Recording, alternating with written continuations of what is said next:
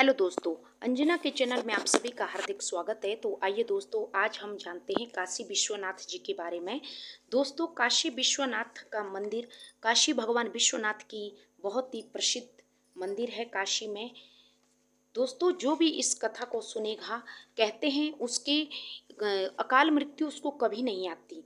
दोस्तों, ललिता घाट के पास एक भगवान विश्वनाथ का मंदिर है काशी में।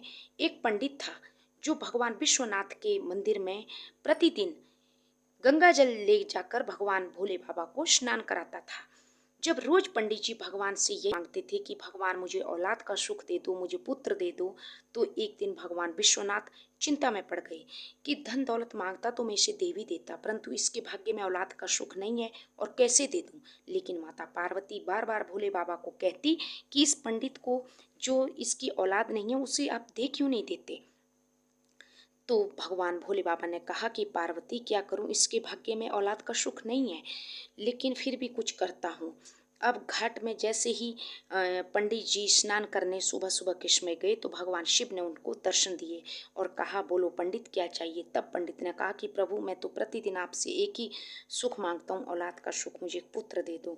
भगवान शिव ने एक पासा फेंका और कहा कि बोलो पंडित, लो, कहो तुम्हें कम उम्र वाला बच्चा चाहिए या ज़्यादा उम्र वाला। जो कम उम्र का बेटा होगा वो बहुत ही विद्यावान और धैर्यवान और बुद्धिमान होगा, और जो ज़्यादा उम्र का होगा वो आगे चलकर चोर और डकैत बनेगा।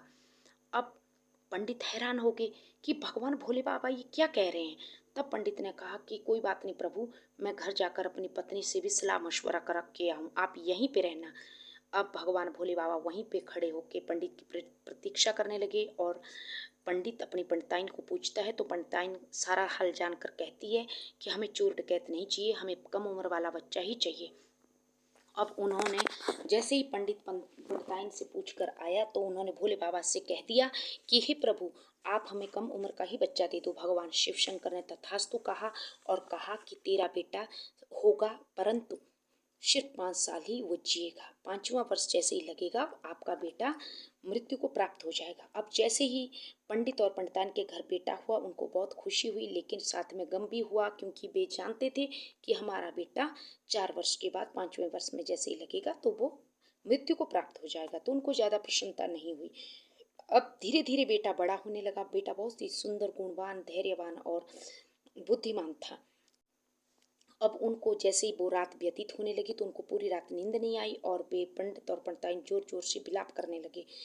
बाद में जैसे ही रात्रि का तीसरा पहर शुरू हुआ तो पंडित भगवान विश्वनाथ के मंदिर में ले जाकर अपने पुत्र को ले गया और वहाँ पे माथा बाहर से इटकाया, क्योंकि अंदर तो पट बंद थे मंदिर के। तो उन्होंने उनको गंगा जी के किनारे घाट पे खड़ा कर दिया और कहा कि सुबह सुबह के समय स्वर्ग से सप्तऋषि जी यहाँ पे स्नान करते आते हैं, तो बेटा जो भी सप्तऋषि यहाँ स्नान करे आएंगे तुम उनके पाँव छूना। अब बेटा बहुत समझदार था तो बेटे ने वैसा ही किया। जैसे ही सप्तऋषि वहाँ स्नान करने आए तो पुत्र ने उनके पाँव छू लिए। तो उन सप्तऋषियों ने उनको आशीर्वाद दे दिया कि तथास्तु पुत्र, तुम्हारी दीर्घायु हो। अब इतना ही, जैसे ही सप्तऋषियों ने उसको आयुष्मान होने का वरदान दिया और पंडित वहीं उस लड़के का पिताजी खड़ा हो गया और कहा कि आपने ये वरदान कैसे दे दिया मेरे पुत्र को। मेरा पुत्र की तो आज सुबह होने से पहले मृत्यु होने वाली है, सूर्य की पहली किरण के साथ मेरा पुत्र मृत्यु को प्राप्त हो जाएगा। अब सब ऋषियों को चिंता हुई कि भगवान शिव शंकर का वरदान हम कैसे काट सकते हैं, लेकिन यदि हमने इस बेटे की दीर्घायु नहीं की तब भी हमारे ऊपर कोई भरोसा नहीं करेगा कि सप्तऋषि झूठ कहते हैं। अब सप्तऋषियों अब ब्राह्मण ने कहा कि ये तो अब आप ही संभालो मेरे पुत्र को, मैं तो चला। अब सप्तऋषि उस पुत्र को लेके ब्रह्मलोक में चले गए। ब्रह्मा जी उस समय वहाँ पे रात्रि के तीसरे पहर पे किसी की तकदीर लिख रहे थे, तो ब्रह्मा जी ध्यान मगन थे और सप्तऋषियों ने इशारा जैसे किया तो बालक ने ब्रह्मदेव के पैर पकड़ लिए। तो ब्रह्मदेव ने कहा, पुत्र आयुष्मान भव। अब सप्तऋषियों ने कहा कि प्रभु अब तो आप ही संभालो, हमारा काम हो गया। अब ब्रह्मा जी ने हैरान होकर कहा कि कैसा काम हो गया, ये आप कैसे कह रहे हो।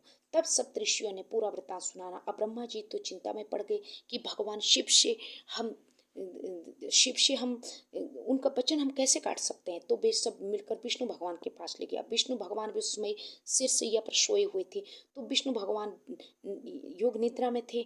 अब जैसे ही बालक ने चरण स्पर्श किए तो बालक के छोटे छोटे हाथों से जैसे ही भगवान विष्णु को पैरों में कोमल कोमल उनके हाथ लगे, तो भगवान विष्णु ने भी अनजाने में कह दिया कि पुत्र आयुष्मान भव। अब सभी ने भगवान विष्णु को जगा दिया कि हे प्रभु, आपने तो आयुष्मान होने का वरदान दे दिया, लेकिन इस बालक की उम्र तो आज सुबह की सूर्य की किरण उगने से पहले ही खत्म हो जाएगी।